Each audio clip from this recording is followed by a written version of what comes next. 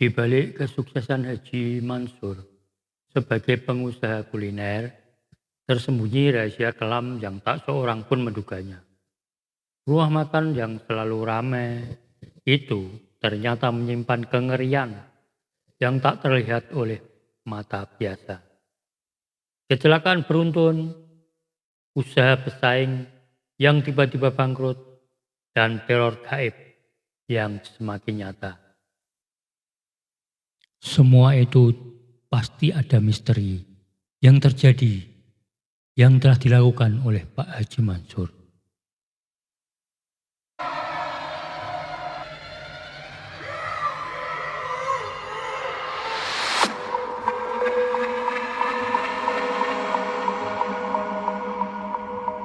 Assalamualaikum warahmatullahi wabarakatuh. Selamat datang di channel Misteri Suara Urban, tempat di mana kisah-kisah misteri dan horor menjadi nyata. Di sini kita akan mengungkap kisah-kisah yang tersembunyi di balik kegelapan dan mendengarkan pengalaman-pengalaman menyeramkan yang dikirimkan langsung oleh para pemirsa. Kali ini saya akan membawakan cerita yang berjudul Pesugihan Rumah Makan Pak Mansur.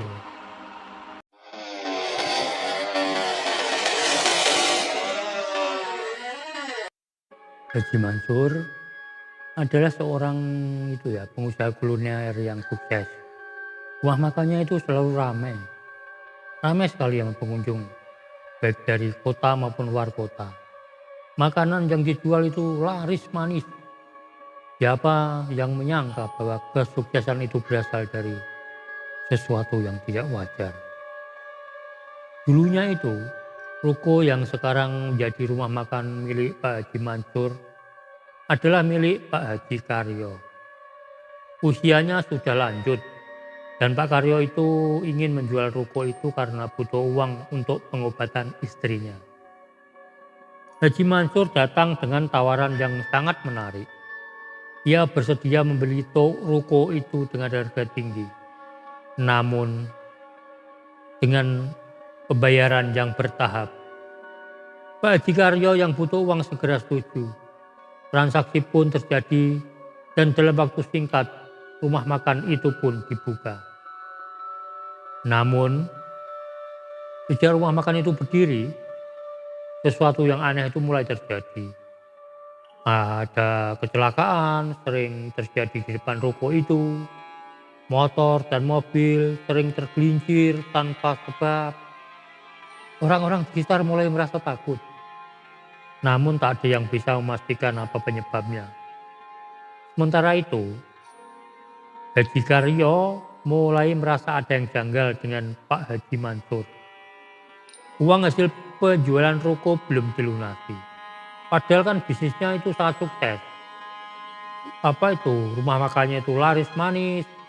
Tiap hari itu ngantri, nggak pernah sepi. Kok rukonya itu pembayarannya belum lunas.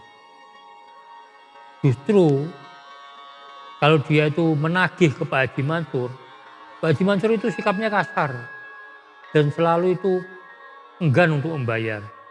Banyak sekali alasan yang macam-macam lah, inilah, itulah. Yang intinya itu dia menunda pembayaran. 3 bulan telah berlalu, Pak Haji Karyo mulai kesulitan. Ia benar-benar butuh uang untuk biaya pengobatan istrinya. Maka ia kembali mendatangi Pak Haji Mansur untuk menagih kekurangan pelunasan hutangnya. Namun kali ini Pak Haji Mansur jauh lebih buruk. Ia malah marah-marah dan membentak-bentak Pak Haji Karyo. Jangan ganggu saya dengan urusan sepele seperti itu. Saya akan bayar nanti, tapi ya kalau saya sudah siap. Pak Haji Karyo terkejut. Dengan perubahan sikapnya yang dulu Pak Haji Mansur adalah seorang yang sopan dan ramah. Tapi kini seperti orang yang berbeda jauh dari yang dulu ia kenal. Anak Pak Haji Karyo yang mengetahui kejadian itu ikut geram, panas, marah. Ia menantang Pak Haji Mansur untuk segera membayar. Dan kalau tidak dia akan menghajarnya. Namun alih-alih Pak Haji Mansur membayar utangnya, Pak Haji Karyo itu malah mendengar berita, ya tangga-tangganya itu ada yang bilang, kalau Pak Haji Mansur itu malah mau berangkat haji ke Tanah Suci untuk melakukan melakukan ibadah haji itu, rukun Islam yang kelima. Pak Haji Karyo apa? Benar-benar kecewa toh. Ia merasa diperlakukan tidak adil. Tapi ya gimana lagi? Ia tidak bisa berbuat apa-apa. Satu-satunya harapannya ya menunggu kepulangannya Pak Haji Mansur dari Tanah Suci dan berharap ia akan melunasi hutangnya sepulangnya dari Tanah Suci. Namun ketika Pak Haji Mansur itu kembali kan, sesuatu yang lebih aneh malah terjadi. Ia berubah menjadi sombong dari sebelumnya. Setiap orang yang menyebut namanya tanpa gelar haji langsung dimarahinya. Saya ini sudah haji, hormati dong. Masa memanggilnya Mansur-Mansur gitu. Haji Karyo kembali menagih sisa pembayaran hutangnya. Tapi Pak Haji Mansur hanya tertawa kecil dan meremehkannya. Kau pikir aku ini siapa? Jangan mengemis padaku, Karyo. Hari demi hari pun berlalu. Pak Haji Mansur tidak membayar hutangnya, namun beberapa hari kemudian ia tiba-tiba datang ke bengkel milik Pak Haji Karyo dengan membawa uang. Tapi jumlahnya sangat kecil. Dari total kekurangan hutangnya yang 750 juta itu, ia hanya menyerahkan uang 50 juta. Bilangnya begini, nih ambil saja Karyo, sisanya nanti ya. Setelah itu Haji Mansur pergi meninggalkan bengkel dengan wajah penuh kepuasan. Haji Karyo ya wes tidak bisa berkata apa-apa. Namun keanehan berikutnya malah terjadi. Sejak hari itu, bengkel Pak Haji Karyo mendadak sepi. Tidak ada pelanggan yang datang selama berminggu-minggu. Suatu malam, seorang mekanik di bengkel melihat sesuatu yang aneh. Seorang pria yang bekerja sebagai supir Pak Haji Mansur terlihat menaburkan sesuatu di halaman bengkel. Mekanik itu buru-buru memberitahu Pak Haji Karyo. Pak, saya lihat orangnya Pak Haji Mansur itu, sopirnya itu loh. Kok menaburkan sesuatu loh di halaman itu. Pak Haji Karyo mulai merasa ada yang tidak beres. Istrinya yang sudah lama curiga akhirnya menyarankan sesuatu. Mungkin kita itu Pak perlu bantuan sama orang pintar. Pak Haji Karyo terdiam. Ia bukan orang yang mudah percaya hal gaib. Namun kejadian demi kejadian aneh yang ia alami membuatnya berpikir ulang. Yos, akhirnya dia memutuskan untuk mencari seseorang yang bisa membantunya. Tapi tidak tahu bahwa ini baru permulaan dari yang jauh lebih mengerikan. Haji Karyo memutuskan untuk mencari bantuan. Seseorang yang paham hal-hal gaib. Seseorang yang bisa menjalankan apa yang sebenarnya terjadi. Malam itu juga ia pergi ke rumah seorang kenalannya, namanya Pak Mukri, yang dikenal sebagai orang yang memiliki ilmu hikmah. Setelah mendengar cerita Haji Karyo, Pak Mukri menghela napas panjang. Ini bukan pekerjaan biasa, Ji. Saya bisa merasakan ada sesuatu yang tidak wajar di tempatmu itu. Tapi saya tidak bisa membantu lebih jauh. Haji Karyo terkejut. Kenapa tidak bisa Pak Mukri? Pak Mukri menggeleng. Saya kan sudah tua. Ini bukan lawan yang enteng ini. Saya tahu ada sesuatu yang besar di belakang Pak Haji Mansur itu. Tapi ia memberi saran dan segera masuk ke dalam rumah untuk mengambil sebuah botol kecil berisi minyak dan menyerahkannya kepada Pak Haji Karyo. Hanya ini yang bisa saya lakukan. Ini nanti oleskan minyak ke kelopak matamu sebelum tidur. Bacakan doa yang saya tuliskan di kertas ini. Dengan izin Allah, Pak Haji nanti akan melihat sesuatu yang tersembunyi. Haji Karyo pun ulang dengan penuh tanda tanya. Malam itu, ia mengikuti petunjuk Pak Mukri. Ia mengoleskan minyak ke kelopak matanya dan membaca doa-doa yang diberikan tadi. Awalnya tidak terjadi apa-apa. Tapi ketika ia terlelap, sebuah mimpi yang mengerikan muncul. Dalam mimpi itu, ia melihat rumah makan Haji Mansur dari kejauhan. Lampunya redup, suasananya terasa dingin. Namun di dalamnya ia melihat sesuatu yang tidak seharusnya ada. Di sudut ruangan ada sosok makhluk hitam besar dengan mata merah menyala. Makhluk itu duduk di atas tumpukan daging mentah, mengunyahnya perlahan, dan bau busuk menyeruak di seluruh ruangan rumah makan itu. Lalu sesuatu yang lebih mengerikan terjadi. Tiap pelanggan yang datang ke rumah makan itu, saat menerima makanan mereka, bukan melihat nasi dan lauk pauk seperti biasa, tapi melihat bangkai busuk penuh belatung di piring mereka. Tapi mereka tidak tahu, mereka tidak sadar, mereka terhipnotis seolah mata mereka ditutupi oleh sesuatu yang aneh. Mereka tetap memakan dan kenyataannya juga habis. Kalau ditanya juga gimana Pak rasanya? Lezat Pak ini jarang saya menemukan makanan selezat ini. Itu katanya. Pak Haji Karyo pun tersentak bangun. Napasnya memburu. Ya Allah, apa yang kulihat barusan? Keringat dingin membasahi tubuhnya. Ia sadar ini bukan mimpi biasa. Pagi harinya ia menceritakan semuanya kepada istrinya. Aku harus mencari tahu sesuatu lebih dalam. Ini bukan hanya soal utang. Ini lebih dari itu.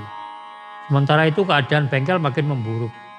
Tidak ada pelanggan yang datang, bahkan ada beberapa orang yang biasanya langganan ke bengkelnya itu tiba-tiba menjauh tanpa alasan yang jelas. Satu-satunya Pak Haji Karyok ini adalah mencari tahu lebih banyak tentang siapa sih sebenarnya Haji Mansur itu. Sampai akhirnya seorang pria bernama Irfan datang ke bengkelnya. Ia adalah kenalan lama, seseorang yang juga punya urusan dengan Pak Haji Mansur. Pak Karyo, kenapa sekarang bengkel jadi sepi begini? Haji Karyo tersenyum pahit. Kau sendiri kenapa datang ke sini Irfan? Irfan menarik kursi dan duduk di hadapan Pak Haji Karyo. Ia menatap laki tua itu dengan raut serius. Saya dengar Pak Haji Karyo punya masalah ya dengan Pak Haji Mansur.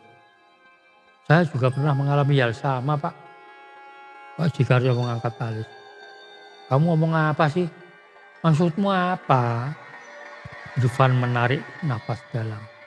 Gini Pak, dulu saya kan pernah meminjamkan uang ke Pak Haji Mansur itu 100 juta. Tapi saat saya menagih, saya malah diancam. Ada beberapa orang lain yang juga mengalami hal serupa. Haji Karyo pun terdiam. Ia tahu Haji Mansur berutang kepadanya. Tapi ia tidak menyangka bahwa ada banyak juga korban-korban lain. Kami sudah mencoba jalur hukum, lanjut Mas Irfan. Tapi tiap kali kami mencari pengacara, mereka tiba-tiba mundur tanpa alasan. Pak Haji Karyo semakin yakin ini bukan hanya masalah hukum. Ada sesuatu yang lebih besar di balik semua ini. Lalu apa rencanamu Irfan?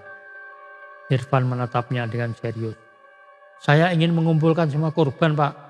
Kita harus mencari cara untuk menghentikan Pak Haji Mansur. Namun Pak Haji Karyo tahu ini bukan hanya masalah uang. Ada kekuatan lain yang melindungi Pak Haji Mansur.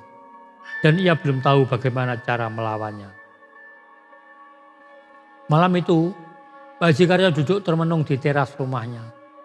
Apa yang diceritakan Irfan kemarin semakin membuka pikirannya bahwa Pak Haji Mansur bukan sekedar pengusaha culas yang menipu banyak orang.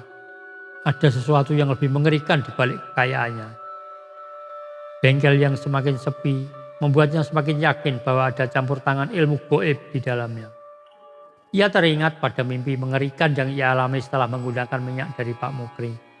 Makhluk hitam besar, makanan yang berubah menjadi bangkai, dan pelanggan yang tetap makan tanpa menyadari apa yang sebenarnya ia makan.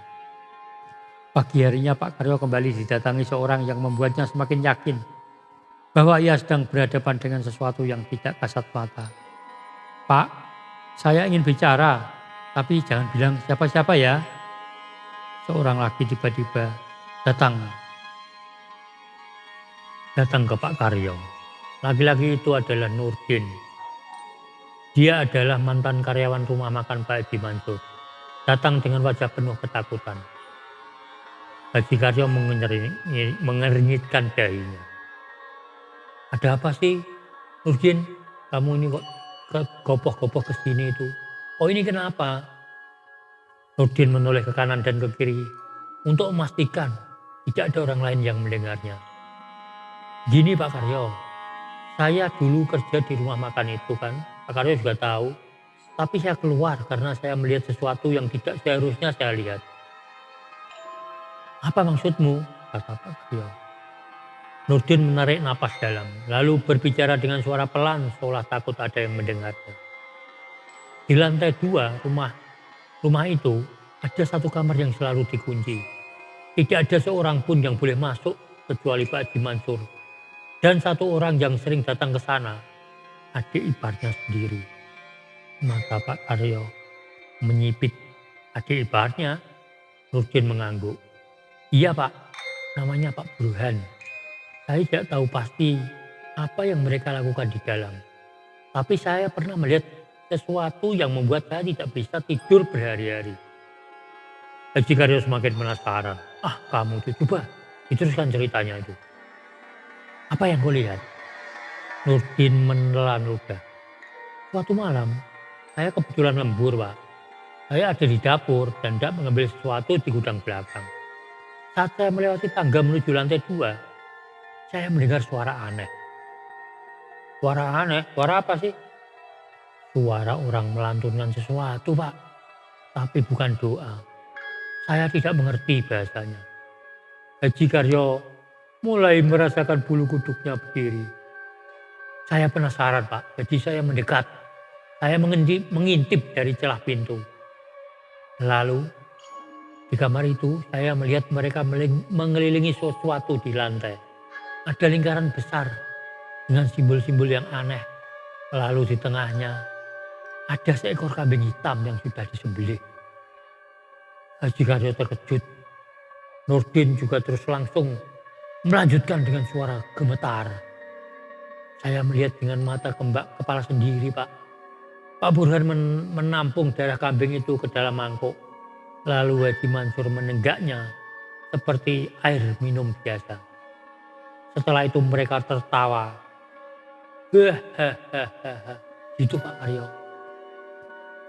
Pak Karyo menelan ludah. Saya tidak tahu apa yang mereka lakukan Pak. Tapi setelah malam itu saya mulai sering melihat bayangan hitam di dapur. Kadang saya mendengar suara orang berbisik di telinga saya sendirian.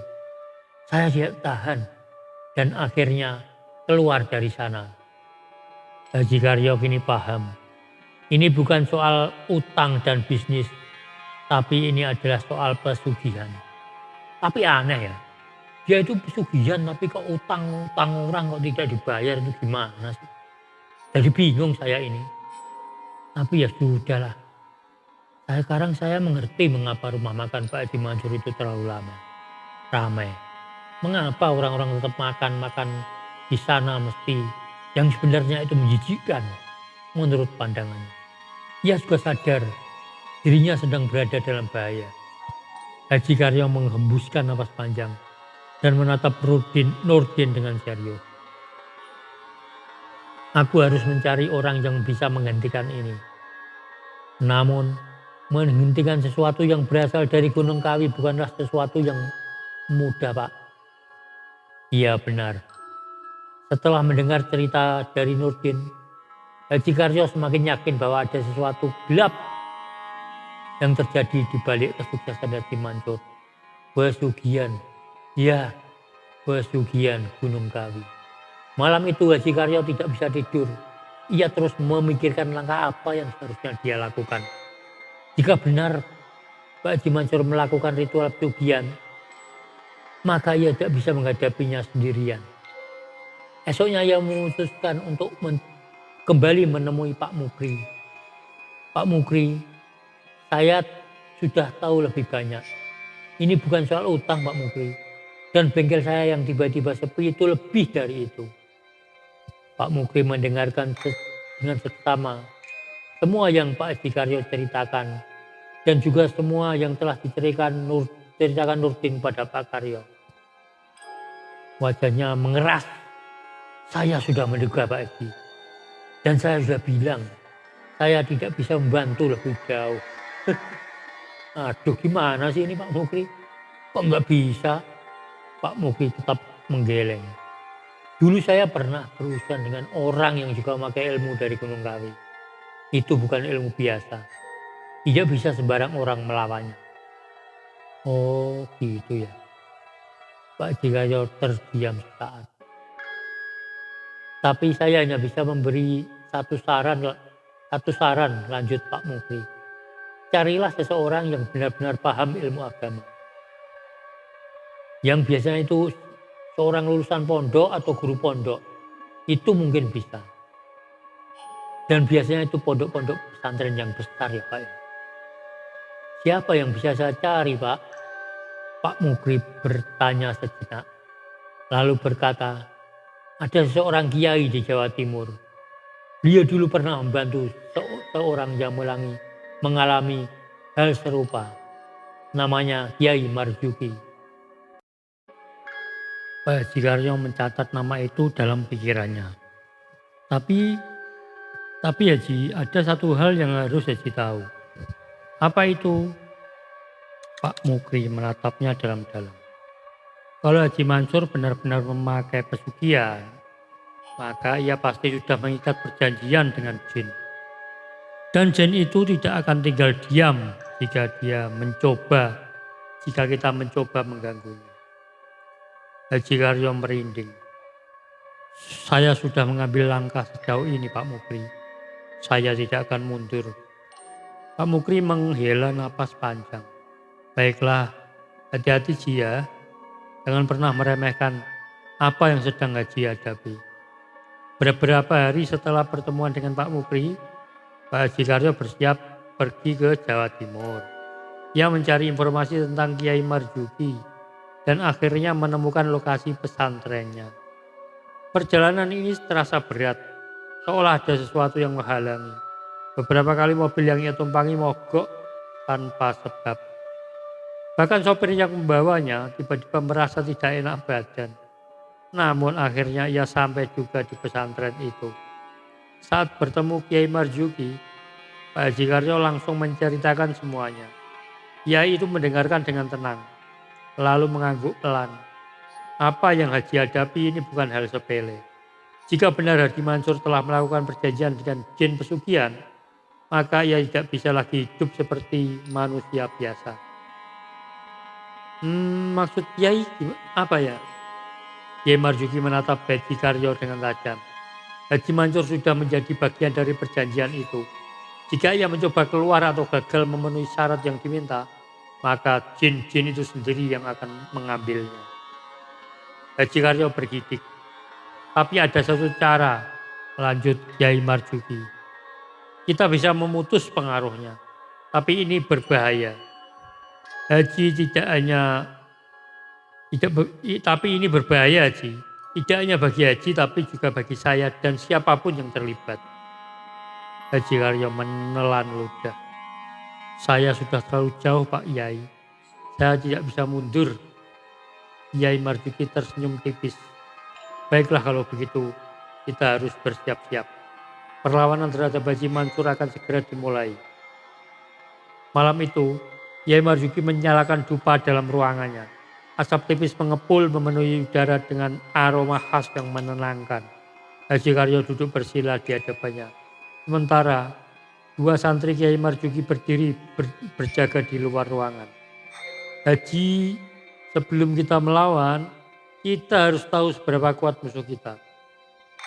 Saya akan mencoba melihat lebih dalam tentang Haji Mansur dan makhluk yang melindunginya. Haji Karyo pun hanya bisa mengangguk. Kiai Marzuki mulai membaca ayat-ayat suci dengan suara pelan, namun penuh wibawa. Dupa yang terbakar semakin menebarkan asap pekat. Dan tiba-tiba ruangan menjadi dingin. Lampu redup, berkedip-kedip seolah ada sesuatu yang mengganggu. Haji Karyo merasa bulu kuduknya berdiri. Ia tahu sesuatu sedang terjadi. Kiai Marzuki membuka matanya perlahan, tatapannya tajam. Jin yang melindunginya Haji Mansur bukan jin sembarangan. Ini jin dari Gunung Kawi yang sudah diberi tumbal. Mereka terikat dalam perjanjian darah. Haji Karyo melan ludah. Apa ada cara untuk melemahkannya, Kiai? Kiai Marzuki pun mengangguk. Ada, tapi ini tidak mudah. Jin-jin itu harus dipisahkan dari Haji Mansur. Dan untuk itu kita harus menghancurkan tempat mereka bersarang. Maksud Kiai apa ya? Tempat pesugihan itu tempat di mana Haji Mansur melakukan ritualnya. Biasanya ada benda atau ruangan khusus yang menjadi pusat kekuatan mereka. Jika kita bisa menghancurkannya, pengaruh jin akan melemah. Haji Karyo teringat cerita Nurdin tentang kamar di lantai 2 rumah makan Haji Mansur. Saya tahu tempatnya, Pak Yai. Ada satu kamar yang selalu dikunci di rumah makan itu. Kiai Marzuki tersenyum tipis. Bagus, maka itulah yang harus kita hancurkan. Haji Karyo pulang dengan hati berdebar. Ia ingin tahu bahwa langkah berikutnya bukan hanya menagih utang, tapi juga menghancurkan akar dari semua ini. Namun, ia juga sadar bahwa Haji Mansur pasti akan melakukan segala cara untuk mempertahankan kekuatannya. Benar saja, sejak ia kembali dari pesantren, gangguan mulai berdatangan. Di rumahnya, suara-suara aneh terdengar di malam hari. Ketukan jendela, langkah kaki di atap, dan sesekali bayangan hitam melintas di sudut-sudut ruangan. Istrinya mulai ketakutan. Karyo, aku takut. Ini semua pasti karena urusanmu dengan Haji Mansur. Haji Karyo menggenggam tangan istrinya. Tenang, aku sudah minta bantuan orang yang tepat. Namun kekuatannya terbukti saat suatu malam. Haji Karyo terbangun karena suara berbisik di halaman rumah. Ia mengintip dari balik jendela dan melihat sesuatu yang membuatnya merinding. Seorang pria bertubuh kurus, supir pribadi Haji Mansur, berjalan mengendap-endap di pekarangan rumahnya. Tangannya membawa sesuatu yang ia taburkan ke dalam tanah. Haji Karyo keluar dengan cepat dan berteriak, "Hoi, kau sedang apa?" Supir itu terkejut, lalu berjalan meninggalkan rumah. Haji Karyo mendekati tempat ia menaburkan sesuatu.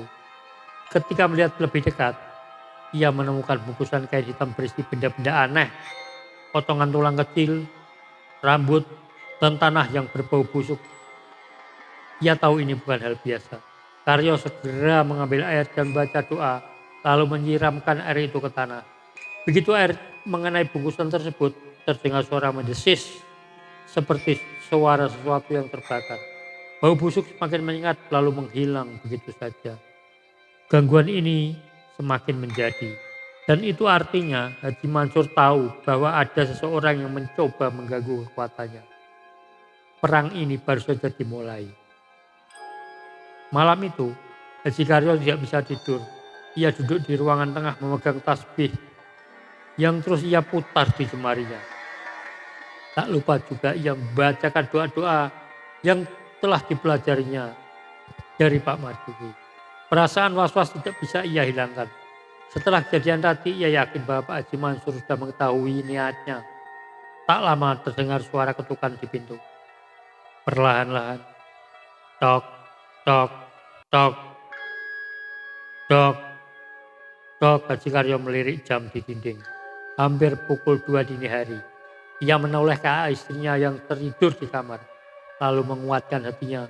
Dengan langkah hati-hati ia menuju pintu dan mengintip dari celah jendela. Tak ada siapapun. Namun saat ia hendak berbalik, ketukan itu terdengar lagi. Kali ini lebih keras. Dok, dok, dok. Dengan hati berdebar, Haji Karyo membuka pintu sedikit, cukup untuk melihat keluar. Dan ternyata kosong. Tapi tiba-tiba angin dingin bertiup masuk membuat bulu kuduknya berdiri. Ia dengan cepat menutup pintu dan membaca doa. Dari balik jendela, ia bisa melihat bayangan hitam berdiri di halaman. Tinggi, kurus dan matanya merah menyala. Makhluk itu menatap ke arah rumahnya sejenak dan menghilang begitu saja. Keesokan paginya, Haji Karyo langsung menemui Irfan. Ia tahu, ia butuh lebih banyak orang untuk menghadapi ini. Irfan, tidak bisa diam saja. Aku sudah menemui Kiai Marzuki Dan beliau bilang kita harus menghancurkan sumber kekuatan Haji Mansur. Irfan mengernyutkan dahinya. Maksudmu tempat di mana ia melakukan ritual? Haji Karyo mengangguk. Nurdin pernah bilang ada kamar khusus di lantai 2 rumah makan itu. Kita harus masuk ke sana dan mencari tahu. Irfan terdiam sejenak lalu berkata, ini berbahaya. Kita butuh lebih banyak orang. Aku tahu, makanya kita harus segera bertindak sebelum Haji Mansur semakin kuat. Irfan akhirnya setuju. Mereka mulai menghubungi beberapa orang lain yang juga menjadi korban Haji Mansur. Semakin mereka menyelidiki, semakin banyak cerita mengerikan yang mereka dengar. Ada yang pernah diancam, ada yang pernah kehilangan usaha, bahkan ada yang keluarganya sakit, bahkan hingga meninggal dunia. Semua petunjuk mengarah pada satu kesimpulan. Haji Mansur tidak hanya bersekutu dengan jin, tapi ia juga menggunakan ilmu hitam untuk membungkam siapa saja yang menghalangi jalannya. Malam itu penuh dengan kewaspadaan Haji Karyo, Irfan dan 2 orang lainnya, Nurdin dan seorang korban lain bernama Bahri berkumpul dekat rumah makan Haji Mansur. Mereka menunggu hingga larut malam saat restoran sudah tutup dan lampu mulai dipadamkan. Ayo kita segera masuk, bisik Irfan. Dengan hati-hati mereka menyelinap masuk melalui pintu belakang yang tidak terkunci.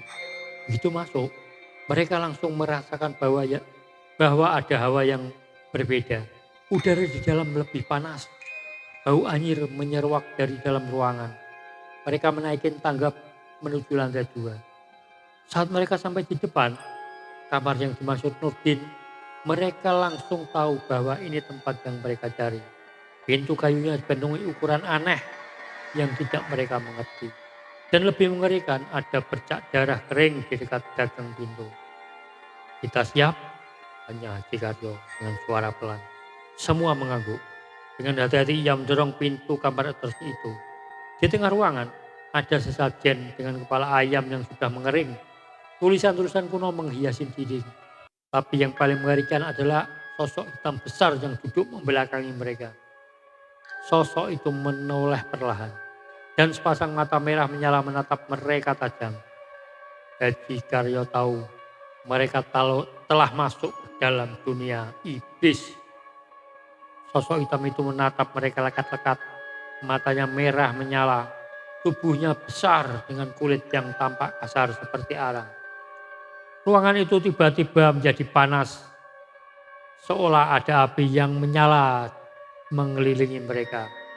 Haji Karyo memegang tasbihnya erat. Ia mencoba membaca doa, tapi suaranya mendadak tercekat di tenggorokan. Irfan dan yang lain berdiri kaku. Sepertinya tubuhnya membeku dan tak bisa digerakkan. Sosok itu berjalan perlahan mendekat ke arah mereka. Kalian tidak seharusnya ada di sini. Suara itu berat dan bergema, seakan berasal dari tanah. Nurdin yang sudah sejak tadi gemetar, tiba-tiba berteriak ketakutan, lalu berlari keluar ruangan. Nurdin, panggil Irfan tapi terlambat. Saat Nurdin melewati pintu, terdengar suara keras, tubuhnya terhempas ke belakang dan menghantam dinding. Ia mengerang kesakitan, sementara sosok hitam itu tertawa pelan. Tak seorang pun bisa pergi sebelum aku menghendakinya.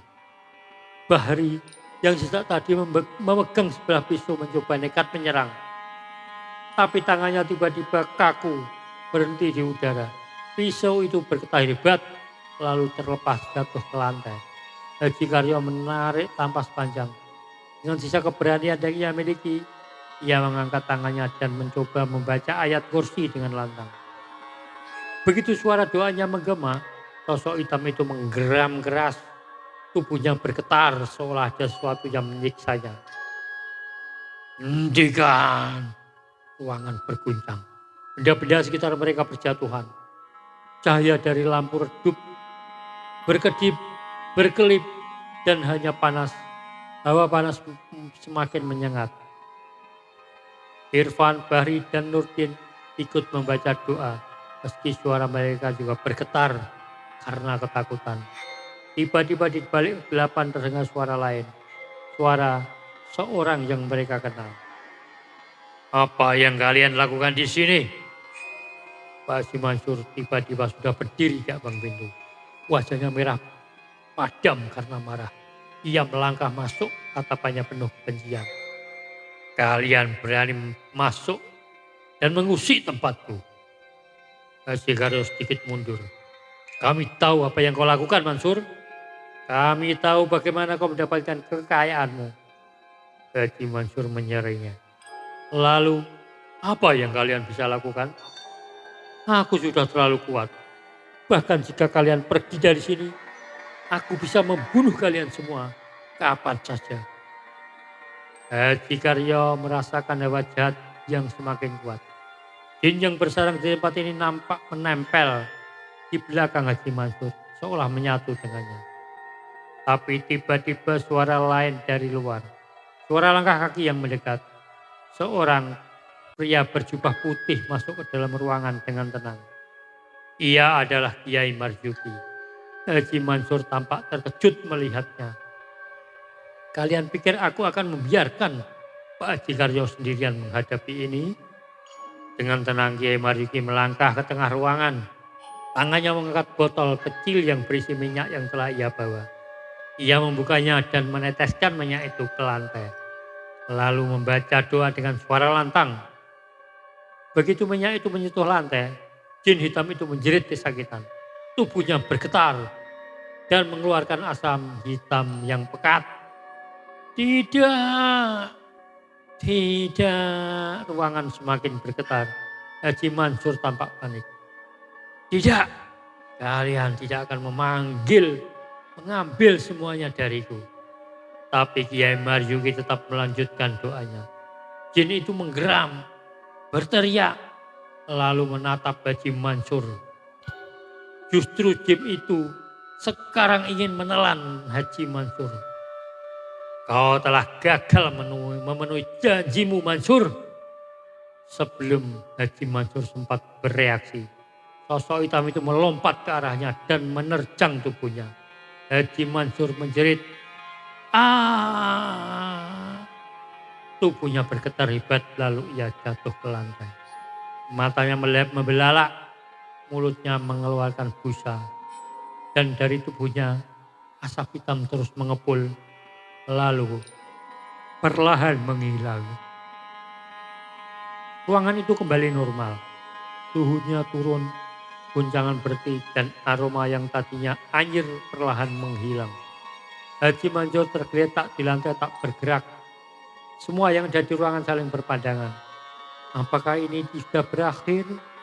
Kiai Marzuki menghela napas panjang. Belum, tapi untuk malam ini kita sudah menang.